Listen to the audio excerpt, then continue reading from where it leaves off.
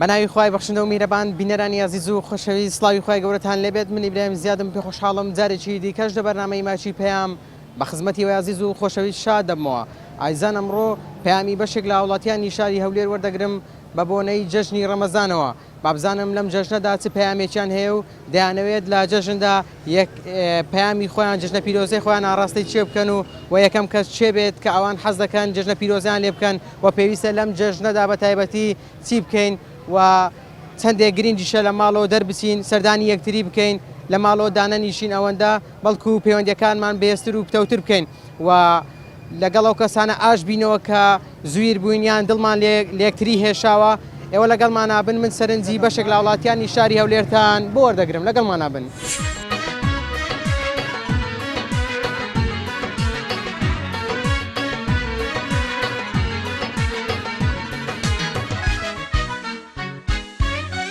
سروی سبێدەی جەژن وادەی لە دەرگەی دەروون مزگەنی شادی هێنا دڵمان ڕوون و چاومان ڕوون سروی سبێدەی جەژن وادەی لە دەرگەی دەروون.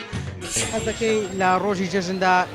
یەکەم کەس چێ بێت کە جەژنە پیرۆزەی لێ بکەیت؟ یەکەم کەس حەزەکەم لە دایکم بکەم ئەوزە لە باوکم ئەوزە لە عایلەکەم و لە خزم کەسم. زۆر باشە. چ شتێکی جەژن بەلای تۆ خۆشە؟ وەڵاهی ڕۆژی یەکەم ڕۆژی جەژن زۆر لام خۆشە. لەبەرچی یەکەم ڕۆژی جەژن؟ وەڵاهی خەڵکەکە با بڵێم بەعام ئەوەی بسلمانی چاوەڕێ ئەو ڕۆژە دەکا ڕۆژێکی بەڕاستی زۆر خۆشە. زۆر باشە. هیوادارم هەمیشە بە کەیفخۆشیە کاتەکان بەڕێ بکەن. زۆر سپاس. لە ساڵانی ڕابردوو بەهۆی نەخۆشی کۆرۆناوە ئێمە لە ماڵەکان بووینیان لە ماڵ و دەرنەدەچوین. چەندێک بە گرنگ دەزانی ئالەم جەژنەدا خەڵک هاوچوو یەکتری بکە پەیوەندیەکان بەهێزکەینەوە. زۆر باشە خەڵک سیری ڕەحم جێبەجێ بکە بیستەکن خزم کەسی ئەو بێتەلایەوە ئەو بچێلایەوە باس ئێستا کەس زۆر کەم بووە زۆر. پەیامی تۆ لەم جەژنەدا چییە؟ واللهی پەیامی من پیرۆزبایی لە هەموو مسلمانان دەکەم، تایبەتی مسلمانانی کوردستان و هەموو جیهانیش.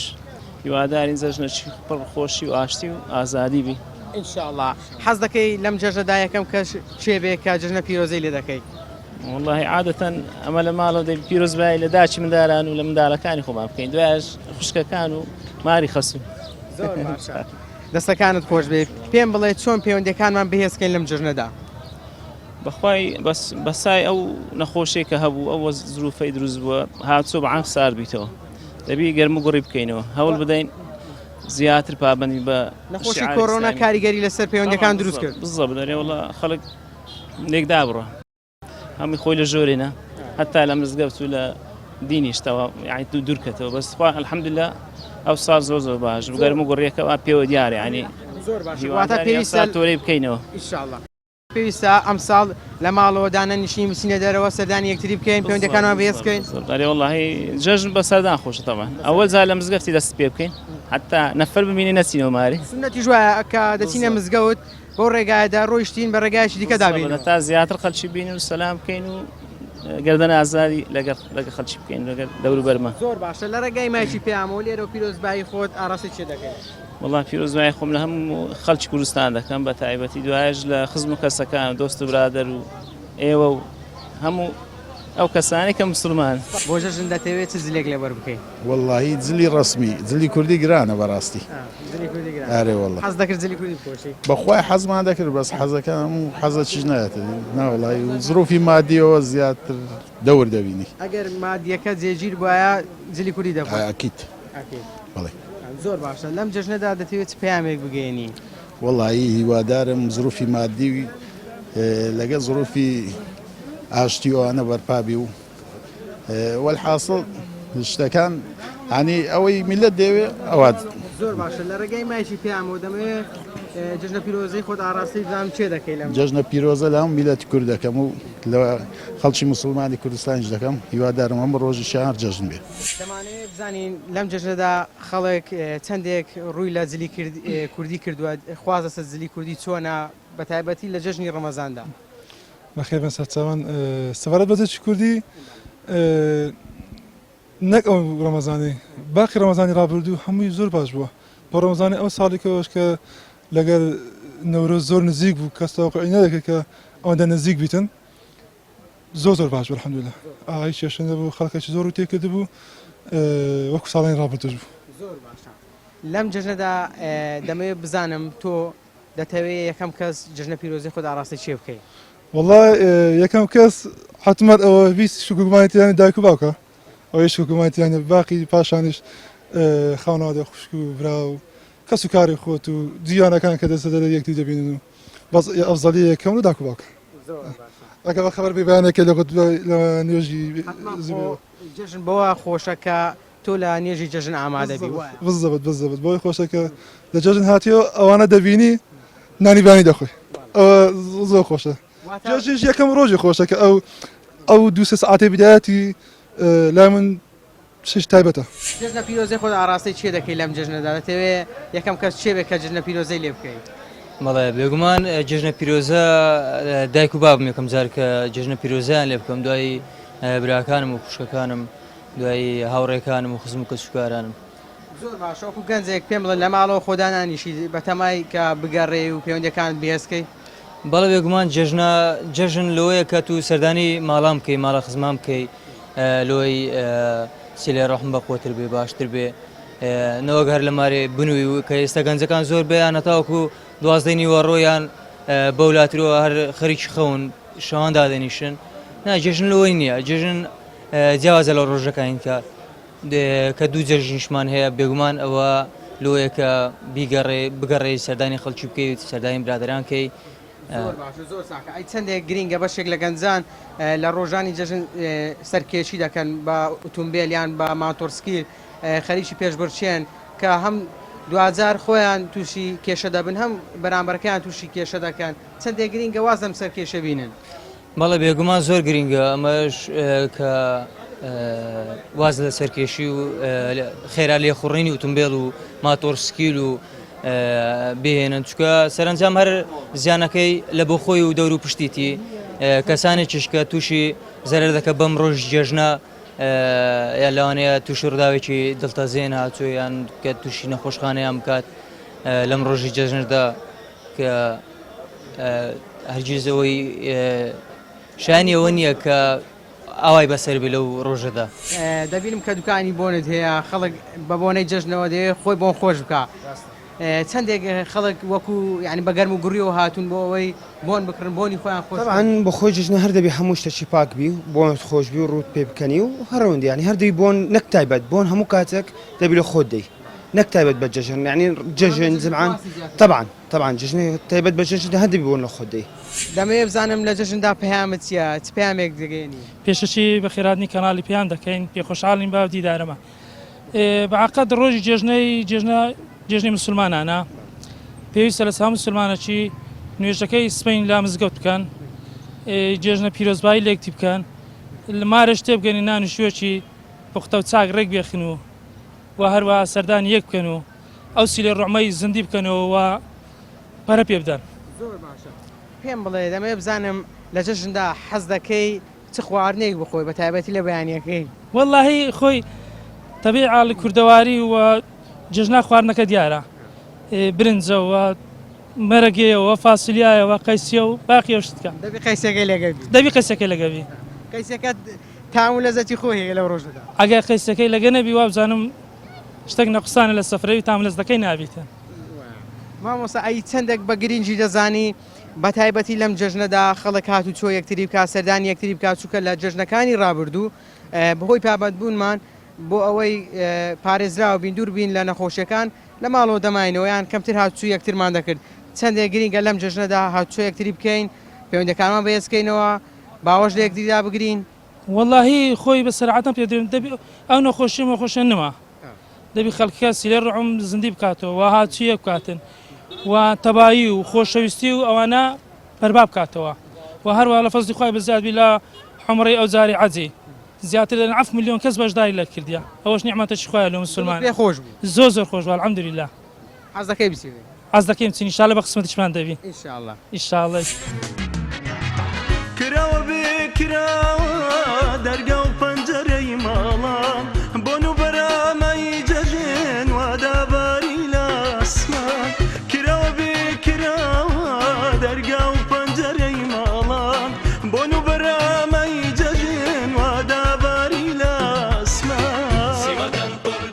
دقيقة يا نقمي زردخانة باش جارك حواڵت باشی ئەوە چی زاعەکە ئەوە پەیامەوە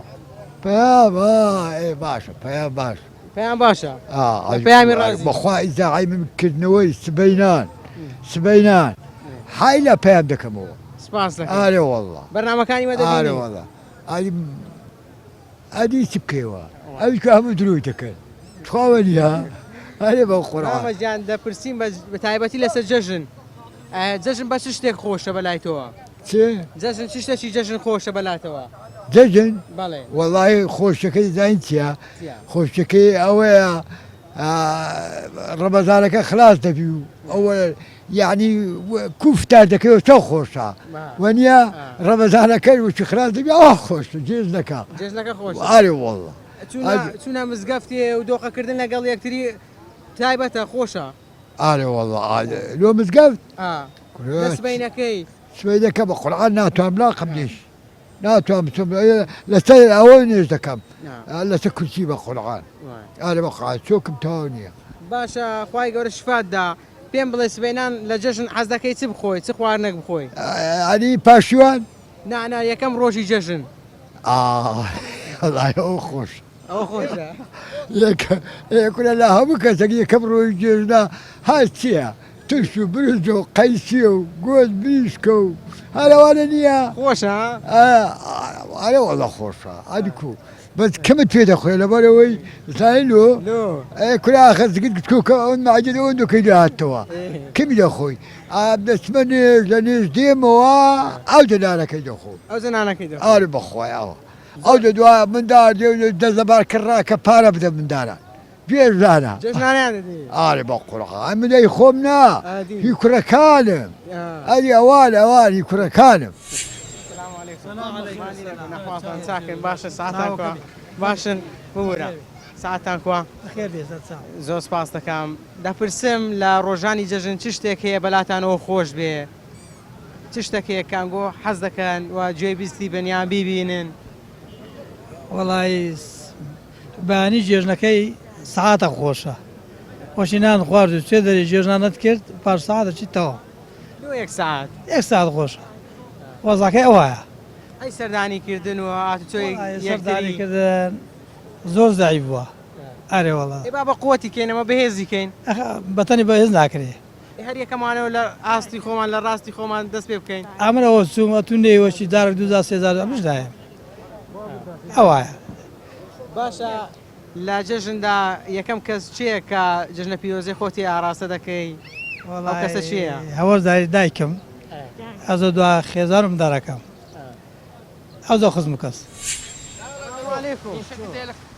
مازی نەبن سلامەت بیاخە باشی ماما فەرموو سلامەتی دەمانەوێت بزانین لە جەژندا حەز دەکەن یەکەم کەس کە جژنانەی لێ بکەن چێ بێت چ کەسێک بێت وڵات چ کەس بێ ئەوە تەوێ جێژنانە پیاوە لەگە مار و منداری خۆی دەکا ئێوە نیە ئێ دوای لەگە خزم و دۆست و ئەوان لە یەکەم ڕۆژی جەژن دەچی بۆ مزگەوت بەری انشاءالله باشە چ دیمەنەچی ناو مزگەوت خۆشە بەلاتەوە جێی سەرنجە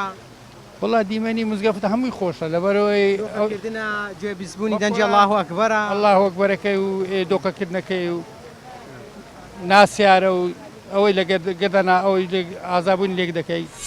کەس هەیە لێی تووڕە بووبی لێ حاجز بووبی بینی لەگەڵی نەبی بەتەمابی ئەم جژنە بڕیارت دابی لەگەڵی ئاش بیەوە وڵای ئینشاءالله لە کەس تۆڕە نەبووم لە ژیانم ناوەڵڵا ئەی چەندێک گرینگە ئەو کەسانەی کە لەگەڵ یەکتری بینیان نیە تووڕەن بارێ و کارێک بێت لەگەڵ یەکتری ئاش ببنەوە وڵای ئاش بنەوە زۆر شتەی چاکە لەبەرەوەی جێژنە و جێژنی ڕەمەزان جێژنەی گەورەیە ئەگەر ئاش بنەوە خێریان دەکات باشیت ئەحواڵە چاچی ببوورە پێم بڵێ وەکو گەنجێک لەم جژنەدا پەیامت چییە؟ هیوادارم کە جژنێکە خۆش بیت بۆ هەمووان ڕۆژی و نوێژی هەموو کەسێک قبول بیتن یەکەم کەس چێیە کە جژنە پیرۆزەی خۆتی ئاراستە دەکەی یان جژنە پیرۆزەی لێ دەکەی؟ دایکم دایکت لە دوای دایکت چێ؟ لە دوای دایکم تاوای هاوڕێکان دووست برادەر خزم و کەسەوە نامیان بە بۆنەی جژنی ڕەمەزانەوە چ پەیامێک دەگەێنی؟ پەیامم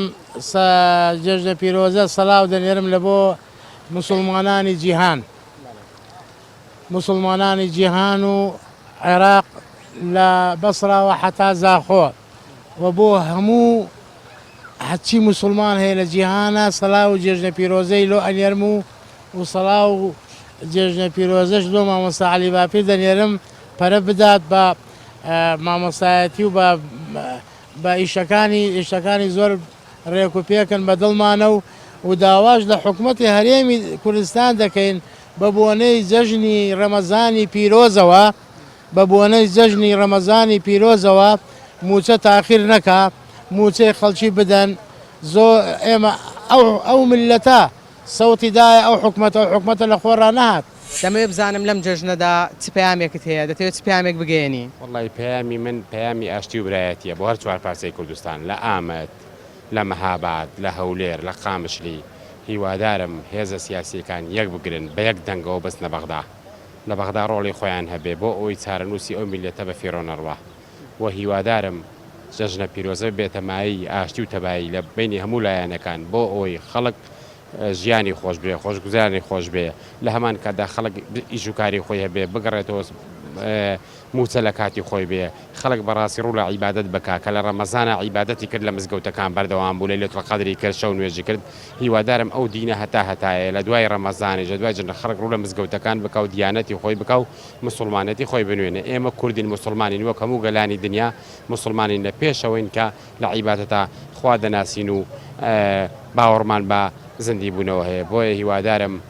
ئەو جەژنە ببێتە مایەی خێر و خۆشی بۆ میلەتەکەمان و بۆ هەموو لایەنە سیاسیەکان بەبێ جیاوازی ئەوانەی ڕاستن ئیشەڵڵا خوا سەریان دەکەوێنێ ئەوانەی کە ڕازی ئیشڵا خوا هیدایەتیان دەدا بۆ ئەوی ڕاست بن و چیتر ئەو میلەتە نەوچەوسێتەوە و ببێتە میلەتێکی خۆشگوزەرانی و ئاسوودە و مسلمان لە هەموو دنیادا.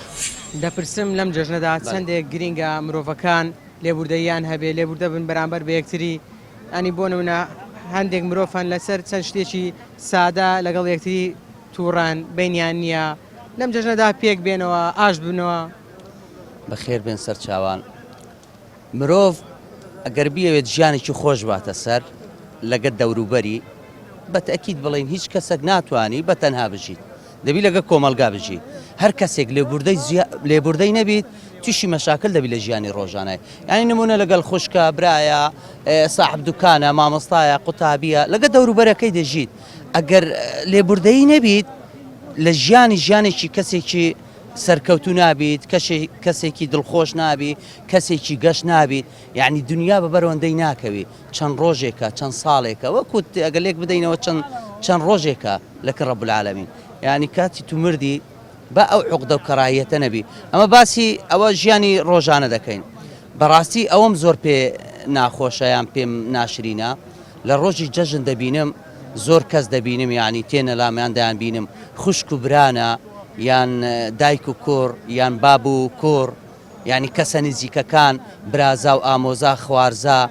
ئەوانە قسان لەگە یەک ناکەن یعنی بەڕاستی دنیا بەبەرەندەی ناکەویت ڕەب العالەمین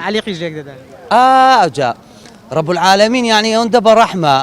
بە ڕەحمە ئێ باشە ئەمەش با سیفاتێکی تۆزە کەممان هەبیت تۆزێک لێبوردە بین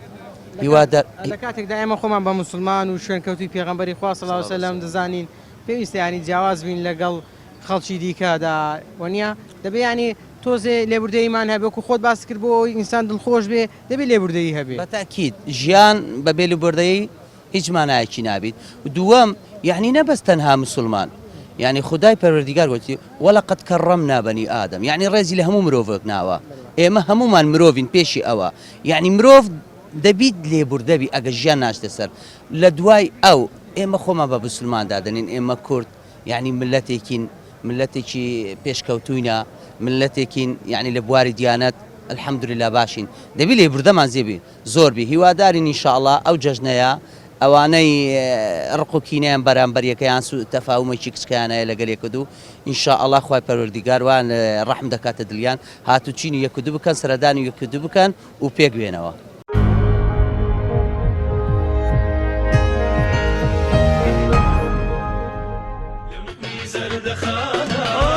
بەسەریەکەڵ ڕێژن جەژنانەیەم تامانە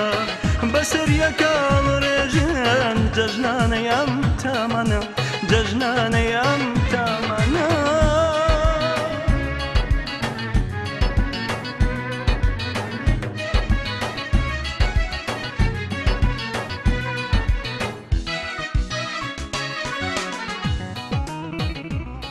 دەمەوێت لە ماڵەوە دانەنیشی ئەم جێژنە دەمەوێت دانەنیشتیمە قەت بەس یەکەم سەفەرم لای ماڵی باوکم بووە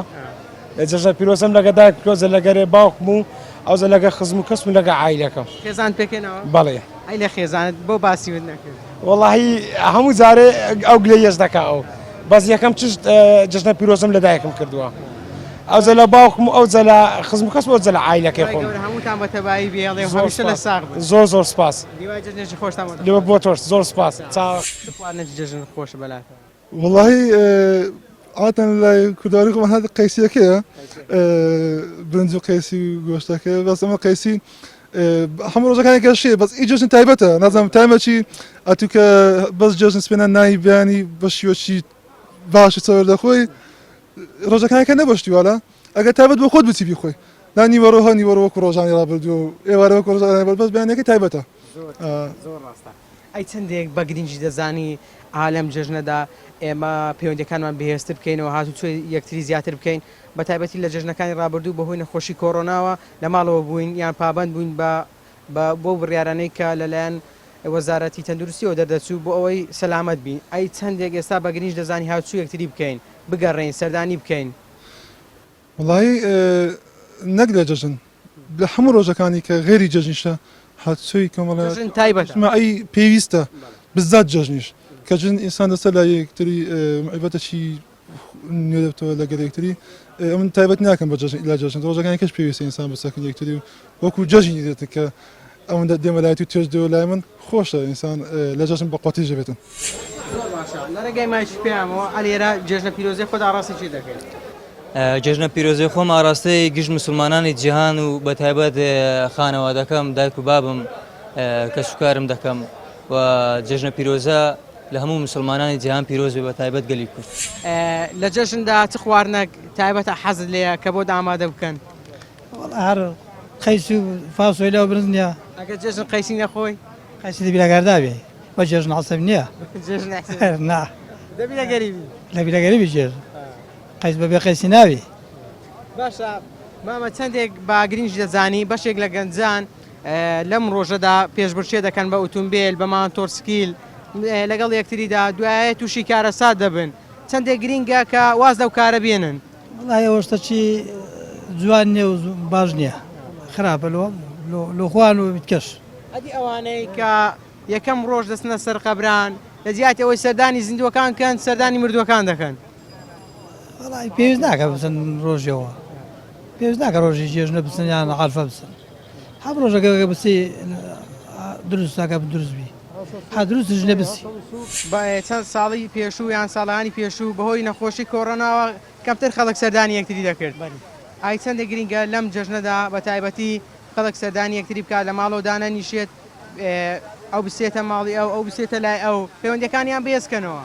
بەدێ خۆشتەکی زۆر جوانە بەڵام پیاوەیە مەسەلە توانای نییە مەسەلە میوانی دێ ئەوەی دێ ناتوانێت هەموو سەردانێکی بکە بەڵام سەردانی سەچی چاکە لەبەرەوەی بەسەرکردنەوەی خزم و دۆست و برادری سەچی باشە زۆر باشە لە ڕێگەی مایشی پێیان و ئەلێرە پیرۆزبایی خۆدا ڕاستی چی دەکەیت وەڵا پیرۆز ئاراستەی هەموو مسلمانان دەکەم بەبێ جیاواز بەبێ جیاوازی هەر لە خۆشی داوی هەر لە خۆشیدا بنم گوشت بەخێر بێن سەد چاک چ شتێکی جەژن خۆشە بەلاتەوە چوونە سەردانێکتر یان ئاشبوونەوە لەگە کەسێک کە دڵ لێشە یان دڵی لە تۆیشە واتە شتێکی زۆر گرینگە و بە گرنگی دەزانی کە ئەگەر لەگەڵ یەکێک تووڕە بووبین عاجز بووبین لەگەڵی ئاش بینەوە بەڵێ زۆر گرنگە لەو جەژنەدا ئەگەر مەسەڵان دڵ لە کەسێک ئێشە بیت یان لە کەسێک تووڕە بی کەسێک لە تو تووڕە بی بە هەر شتێک بە هەر حاڵ لێبوردن باشترین شتە گەورەترین شتە ئەلێرەوە لە ڕێگەی ماچی پێیانەوە جێژنە پیرۆزەی خۆدا ڕاستی چێ دەکەیت دایکە سپاسە دەکەم یەکەم ڕۆژی جەژن حەز دەکەی پیرۆزبایی لە چێ بکەیت وەڵا لە دایکم یەکەم نەفەر دایکم دوای خوشک و برا و خزمەکان و هەموو بسرمانە باشە چ دیمەنێک لە جەژندا ناڕەحەتت دەکا وڵی ئەو شتە لە عابە منداڵەکان و ها تاڵقە سەشمەکان و شتانە ئەو تۆزە شتە زۆر خراپە لە بۆ ناو مندان گرینگە دایکان و باوکان سەرپەرشتیاران ئاگاداری منداڵەکانیان بن. ئەی تەبعاان ئەبێ وریابن کە بچن بۆ دوکان ئەو شتانە نەیسێنن دەمانچەکانی ها ساشمە و شتانە شتی خراپ بڵێن شتەکانی تەقەمەنی هەیە زەمبور شتە نازام ناوی چیە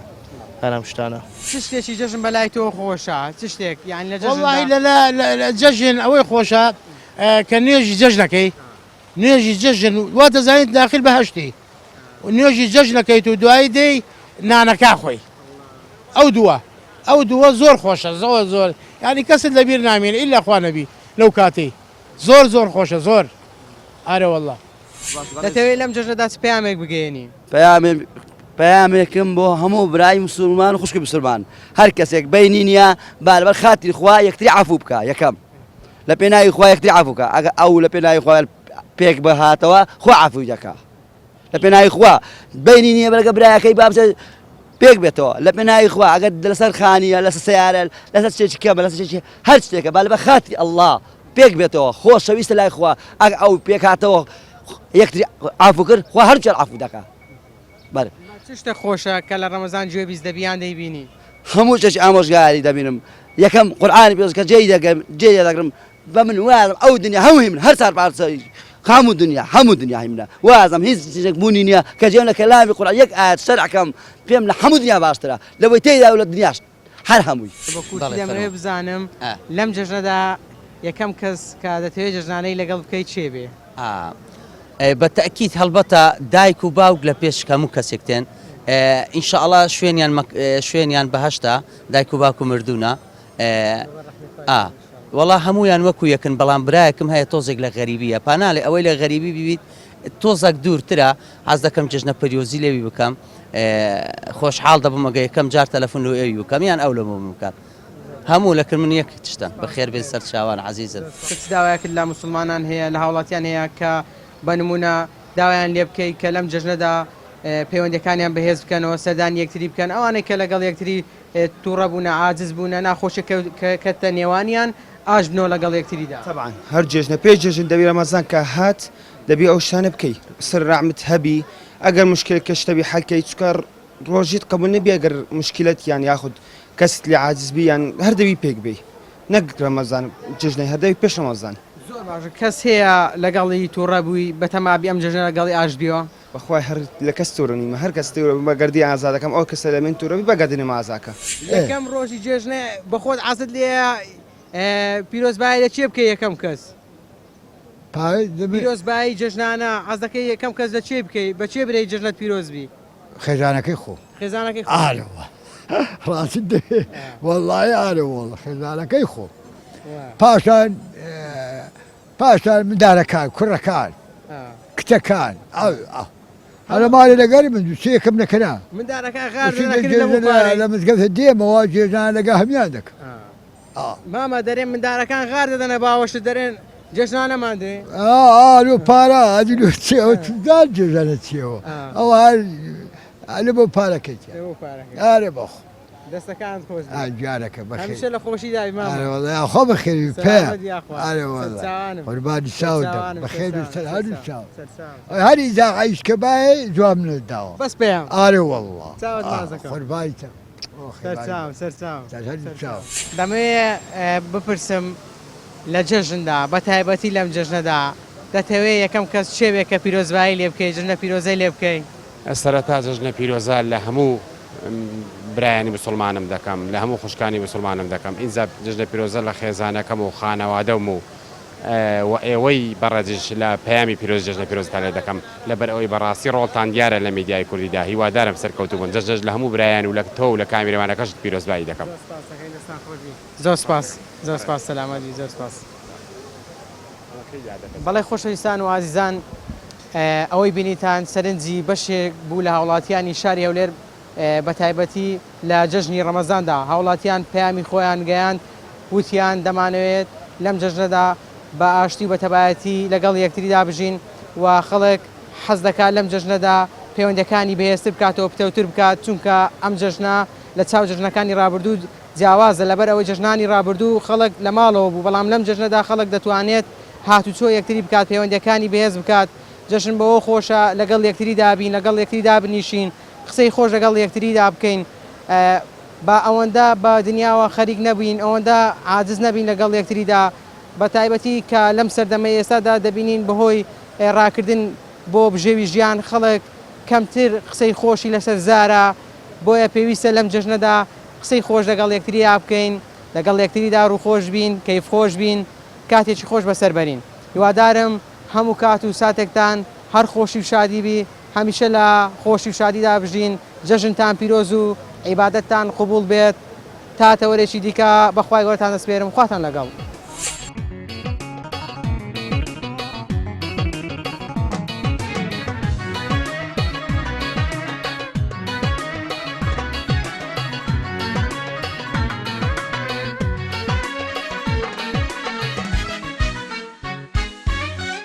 سروي سبيدي ججن وادي لدرقي درون مزقني شادي